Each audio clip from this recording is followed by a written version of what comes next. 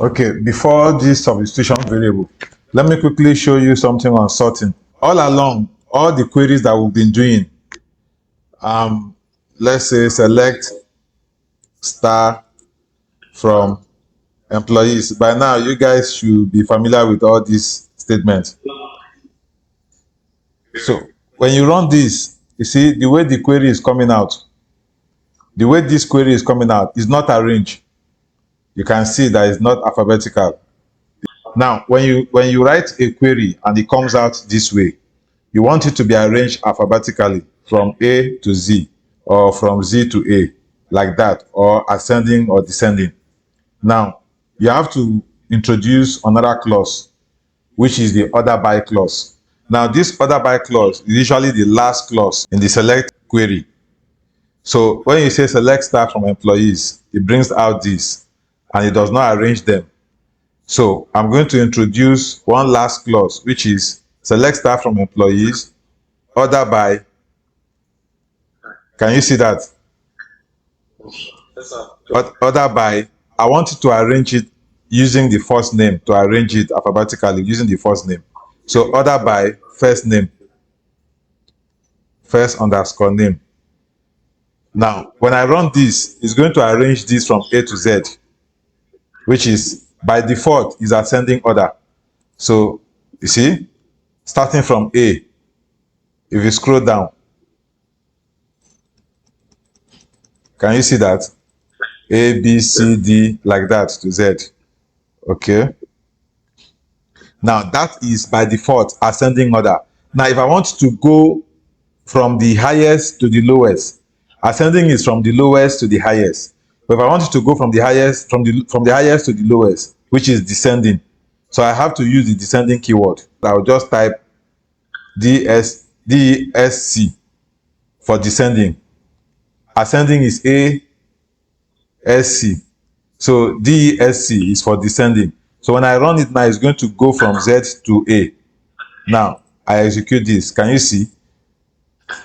The highest is W. So from W down, W, V, T, like that, going down. Can you see that? Are you seeing my screen? Yes. Okay, so that is just what I wanted to show you. That is sorting. So you can sort using any of the column name. You can sort using first name. You can sort using last name. Okay, I can sort by hire date. I want to see the earliest, the first staff employed in the company. So I can use other hire date. So I can say order by hire underscore date. Now, if I do this, it's going to do ascending. Now it will show me, you can see, it's showing me from 2001. It will now go to, that is the earliest staff of 2001. If I say descending, I want to see the newest staff in the company. I'll just type descending, and then I'll click OK. So you can see this person was employed in 2008. Are you with me? So this person was employed in April 2008, another person 24 March, like that. So you can sort using any of the column. Now, another thing I want to show you again is the substitution variable. So far, all SQL statements were executed using predetermined columns, conditions, and their values. But for example, if we say select employee ID, employee underscore ID, last name, last underscore name, right? Comma, salary, and then I will say from employees, where employee ID equals to, I can now pick, let's say 145, 145. Are you with me? Then I will terminate. All the queries we've been doing has been like this. Can you see? It brought out Russell, 14,000 naira salary. The employee ID is 145. We've been doing this all along. But where I don't want it, like now, if you want to check for another employee, you will have to change this query again by imputing another name, another code, another employee value, employee ID value. You change this to maybe 101, and then you run it again. It gives you another person. Now, I don't want it like this. I want it such that when I run the script, when I run the query, it will ask me for the employee value. It will ask me. Then I will type it in, and then it will run it. Then when I run it again, it will ask me. Okay, so to do that, I'm going to type a symbol, ampersand. This symbol. Did you see that symbol? It's on your keyboard. I think it's on number 7 of your keyboard. So when I type that, then I will type employee number, employee underscore num. When I run this script now, it's going to prompt me for the employee ID. When I put the employee ID, it will now execute. So I'm going to run it. When I run it, this is what will happen. Can you see what happened?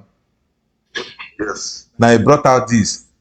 It's having this name, employee num, which is what I wrote there. I can change that place to anything.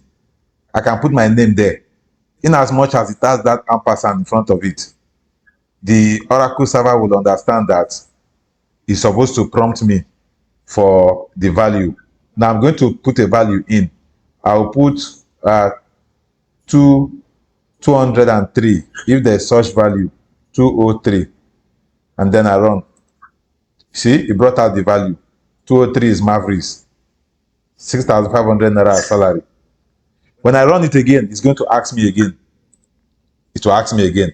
Every time I execute that query, it will ask me for any employee. So I will put 101. Then I will run it. I will click OK. It brought out the value.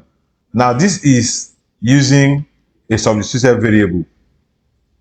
You can use the substituted variable for any of the clause. You can use it in the select clause to ask for a particular column. You can use it in the from clause, and you can also use it in the where clause.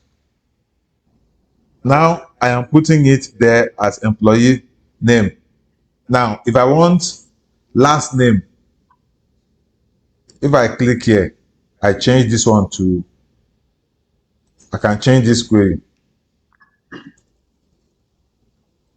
to where last underscore name equals,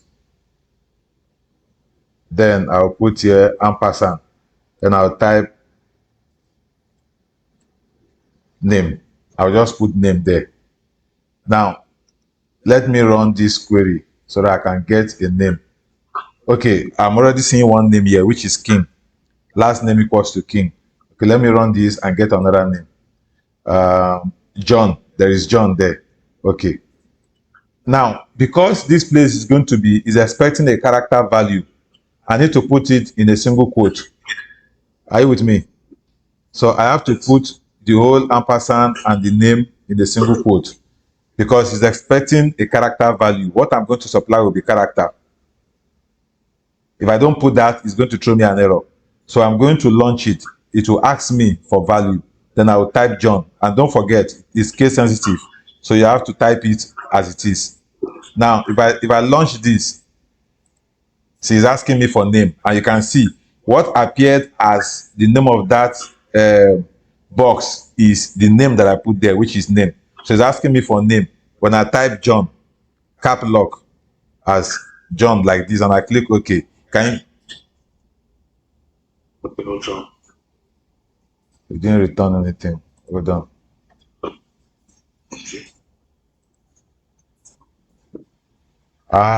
It was last name that I put here, and John is first name. Do you understand what happened? That's why it didn't come out. So let's use Russell. Russell. Okay, let me launch this again. Now I'm going to type. You understand? So when I click OK, can you see it's returned it? So it's not only for number. You can use the ampersand. You can use it for both character, number, and date.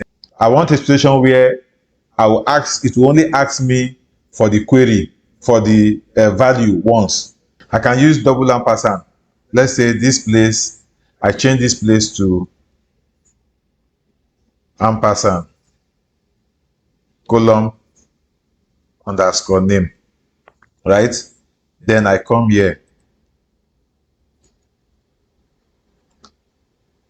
I type order by, okay, here I change this one to, I want it to arrange when it's bringing out. Sir, but which one is column? I don't have the column. I want you to ask me for a column name when I run the script. So I'm going to supply a column name there. And then I'm now saying that I want you to arrange by a column name. Don't worry, I will explain it to you now. Okay. So I put a single ampersand here. Now, what I'm saying, I told you I can use the ampersand, the substituted variable, in both select from and the any clause. I can use it in any clause. So I am putting it now also in the select clause. What this means is that I'm saying select employee ID, last name. Then when you run this query, ask me for a column name. That means I need 3 columns to appear. Are you with me? But the third column, I'm not supplying it now. I will supply it to you when you ask me, when I run the script. When you ask me, I will supply it. So I'm saying employee ID, last name, ampersand, column name. It will ask me for a column name, I will supply it. Then it will order by any column name that I want. So when I run this script, watch. See, it's asking me for column name, meaning it has selected the first column, which is employee ID. It has selected the second column, which is last name. Now it's asking me that what is the third column that I want. So I'm going to say salary.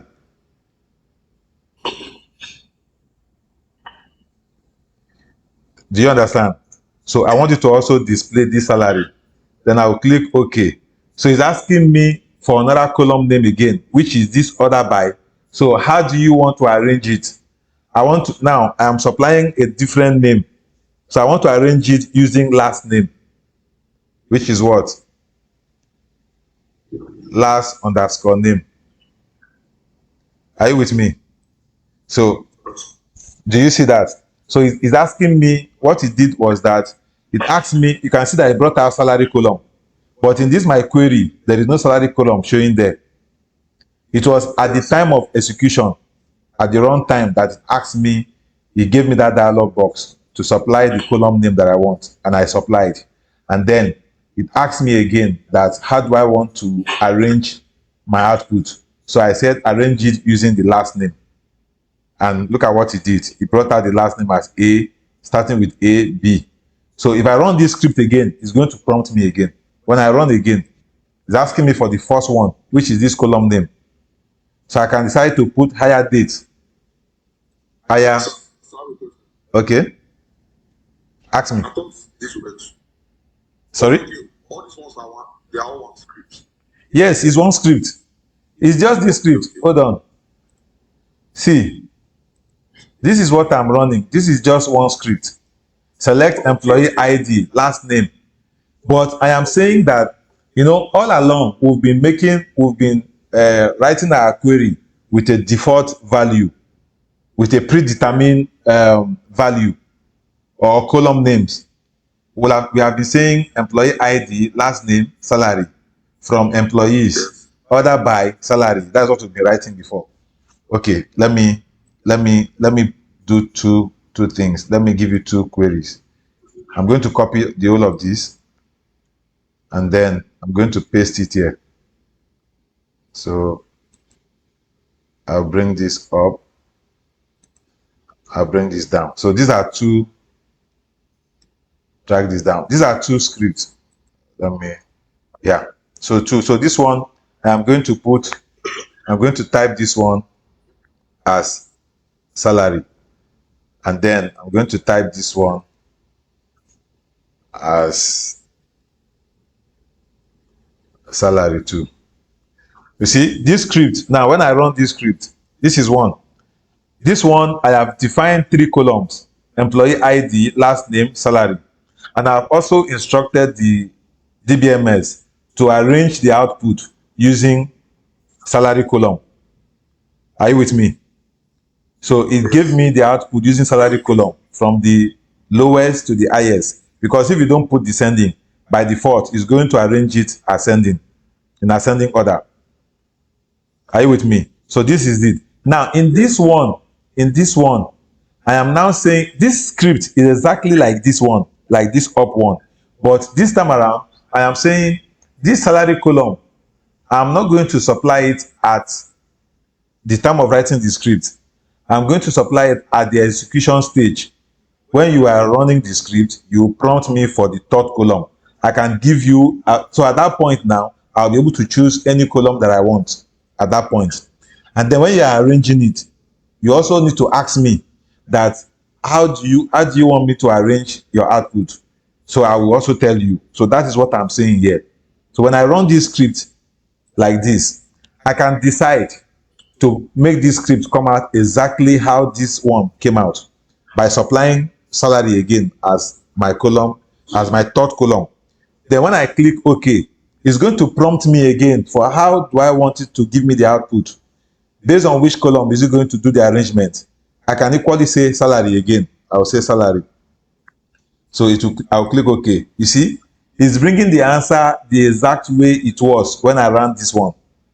But if I run this again now, the second time, this time around, I don't want salary as my third column. I want higher date as my third column. Higher date. Are you getting me? So I'll click OK. Now it's asking me, based on what do you want me to arrange this thing? I can equally say arrange it by last name or arrange it by higher date.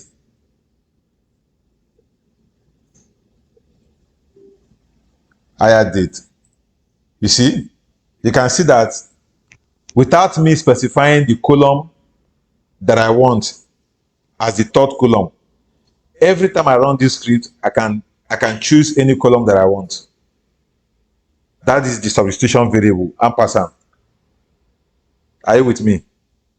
Yes. Okay. Now, you can see that when I run this script, it asks me twice. I will supply salary. I will supply any column that I want. Now I'm supplying salary. Then it asks me again the second time, and I said salary again. See, it's going to arrange it. You see, it brought out the script this way. But I want a situation where it's going to prompt me once, though I have the ampersand twice. If I run this script, you know, it's doing the prompt twice. It will ask me the first time, ask me the second time. Now I want it to ask me only one time. So I'm going to use double ampersand in this first one. So I'm going to type that ampersand again.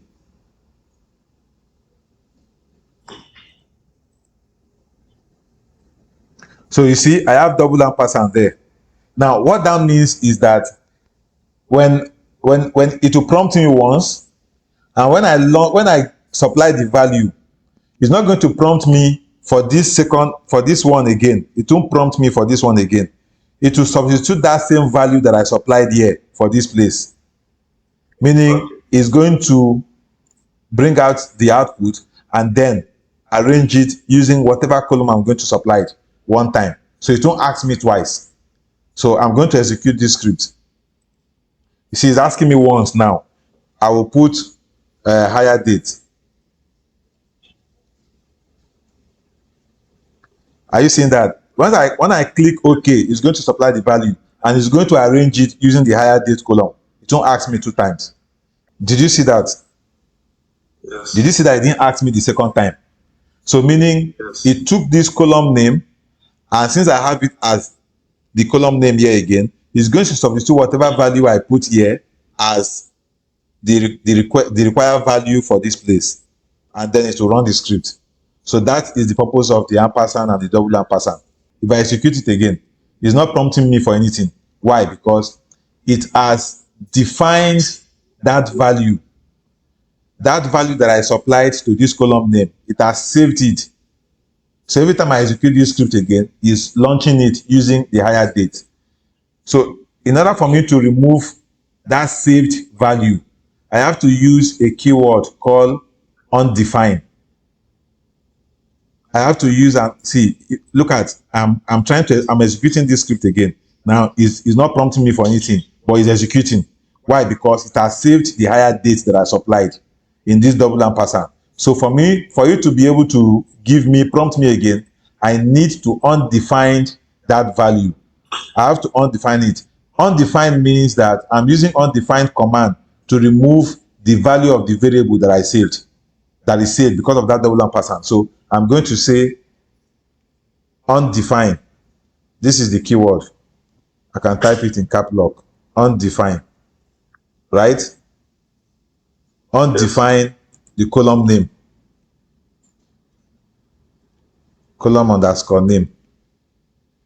Now I will execute it.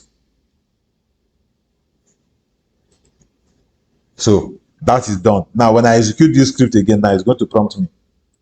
Can you see? It prompts me because it doesn't have any value again in that, because a variable is like a container that you put something inside and then come to take that thing to use. That is what a variable is.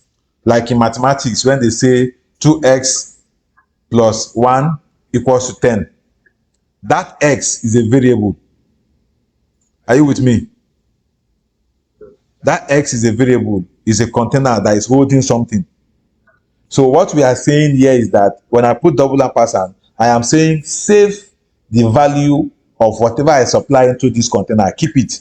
Now, when next you encounter this variable request again, use that value for it. So that was what happened. That is why when I run this script now, it's going to ask me for the column name just once, and then I will supply salary as the column name. When I supply salary, it's not going to prompt me again when I run it. When I click OK, it brought out the result. Now it has saved that salary as the column name. It has saved it. That is why it didn't ask me again here. Now every time I execute it again, it won't prompt me for anything. You see, it didn't prompt me. But look at this place. You will see that the second is changing, meaning it is executing. This time here is telling you how fast it went to the database to get the query and then give me the output. That is what this time is. So if I click execute, you can see that it's changing and it's not prompting me because already it has that value for that column. Now to remove the value that it has in that column, I'm using a command which is undefined. So I am executing this command by saying undefined column name. What does that mean? Remove whatever value is in that column name. Remove it. I don't want it again. So I'm going to execute this. Now it has done that and it cleared the output. So when I execute it again now, it's going to prompt me again. Do you understand?